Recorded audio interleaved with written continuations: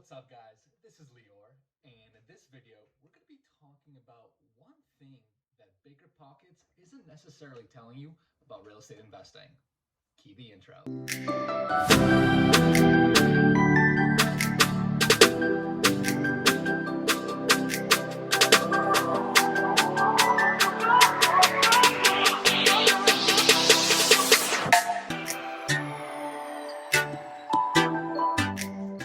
What's up, guys? I'm Lior, and I'm with Compass out of Boston. And in this video, we're going to be talking about one really key thing that I think Biggerpockets isn't telling you about real estate investing. Now, let me cue it with this. Biggerpockets has been an amazing resource for me. I know it's an amazing resource for a lot of different people out there, right? BP, good stuff. But it's a great intro to real estate, but it misses a lot of things that, as you start really diving into the details that you might not necessarily think about. So before we get into it, one quick thing: if you haven't already subscribed to my channel, subscribe please. I do tons of these videos every single week, whether it's about investing, neighborhoods in Boston, or anything else related to real estate. I put that out every single week, so give me a subscribe, and that way you'll be notified every time I do a new video. So let's talk about this one thing. So here's kind of the myth that I think Biggerpockets has done a really good job creating, that real estate is all about cash flow. Now you're going to be like, Lior, are you serious? You're telling me I shouldn't be investing for cash flow? That doesn't sound right? That's how people lose money.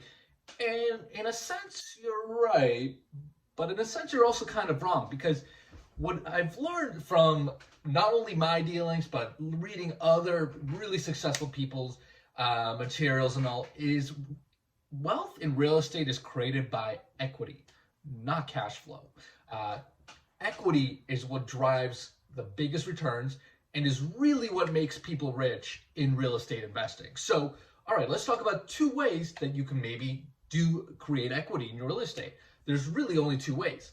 Number one, you buy an asset or a house or whatever, there's a house, condo, multifamily, whatever it may be, and you add some sort of value to it, or you buy it distressed, right? So, obviously the the easiest example would be, I'm going to buy something that needs a lot of work, right? That's in really poor condition. So maybe you buy a house that's in complete disrepair. You might buy it at auction, foreclosure, off market, whatever it may be, right? But the point is, it needs work. You're going to renovate it and create value that way.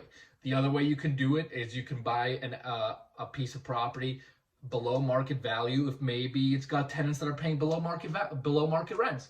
I've done in the past, right? You get a good discount on the property for dealing with tenants that are paying way below market rent, and you can create value that way. You can also buy turnkey real estate and still add value and create equity. The easiest way, for example, I just did that with someone else, is you buy a completely turnkey condo and you figure out a way to add another bedroom and increase the amount of rent that you can get from that unit. And all of a sudden, that unit's worth a lot more money because it's creating a lot more rental income. So there are different ways of really adding values, whether you buy real estate that's completely distressed or even turnkey. There's ways to add value to your real estate and thus creating equity. Number two way of creating equity is basically buying in a market that you believe is going to be appreciating over the next 5-10 years. Now, I don't mean speculation here, right? Speculation is an easy game to play, but that's not what I'm talking about. You got to figure out what market you believe in based on data, right? That will actually continue to grow, prosper, and diversify economically over the next 5-10 years. Right? And that's giving the real estate there a chance of continuing to grow in prices. So I'm, for example, in the Boston market, right, which I think over the next 5-10 years is going to keep on growing. Why? Well, the industries, right? It's got an insane diversification of industries. We're in healthcare, we're in fintech, we're in tech, we're in biotech, education. Every single major industry is basically in Boston, and Boston has been growing like crazy the last 5 years because of that. And I think over the next 5-10 years, it's going to keep on growing. Now, if I was, say, maybe 2 hours west, or maybe in the Midwest or somewhere else in the country, I'd really want to study that data and really see what do I think is going to cause that what do I think is going to cause that market to continue to grow economically and thus bring real estate prices with it? All right, so those are the two things that that I believe can really drive equity growth. But now let's talk about this, why equity growth over cash flow, right? Well, think about this. Especially in a market like Boston, right, where, your typical 2, 3, 4 family, you're spending at least $500,000, right? If you're going to be spending $500,000 to create cash flow of, say, $300 a month, $400 a month, $500 a month, honestly, you might be playing the wrong game. What do I mean by that? Well, think about this. You're spending $500,000 to $1 million to create maybe $300 to $1,000 in cash flow. Now, what happens if one day your boiler goes out? Boom. That's a $10,000 bill, and it erases your cash flow that you've accrued over the last year, just like that in one day. And how do I know that? Because it's literally happened to me.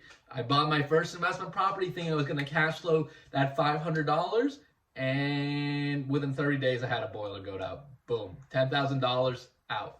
So my point is, cash flow is really, I almost see cash flow as a defense mechanism rather than something that I go after primarily in real estate.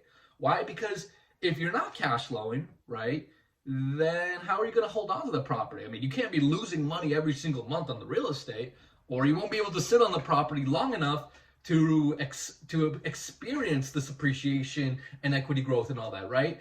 So yes, cash flow is 100% important and really critical. And if you don't have it, you're going to lose your shirt for sure.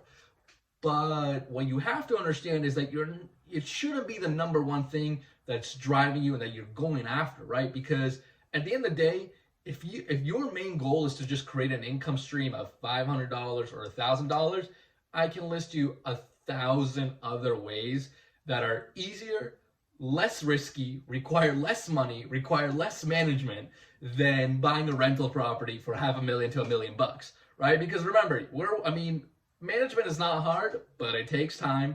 Is it a pain in the butt? It's a pain in the butt. And it requires a lot of capital, right? Whether you're buying an owner-occupant and putting 5-10% down, or you're buying an investment property and putting 25% down, you're putting down quite a bit of cash to get into these properties. So again, $500 to $1,000 seems great, but again, if that's your number one goal, hit me up and I'll send you that list of other things you can do to get that income stream instead of buying real estate. So here's my point. Again, let's summarize, is cash flow 100% important, but it's something that is almost as a vehicle to the equity growth, right? Because that's how you get wealthy in real estate, is you buy properties that either appreciate in value or that you create value, and those really create wealth. Whereas the cash flows, yes, they're great. That extra $1,000 a month is fantastic, but that's not going to get you rich, right? That's not really going to change your lifestyle. And if it is, then we should be having a different conversation, right? You need to figure out your income flows. But that $1,000 should really be just your defense mechanism to keep the property moving, to keep it functioning, to keep it in a good state so that you can take care of anything that pops up, so that one day in that 5 to 10 years, you can really experience that. So hopefully that makes sense, guys. If you have any questions, put them below.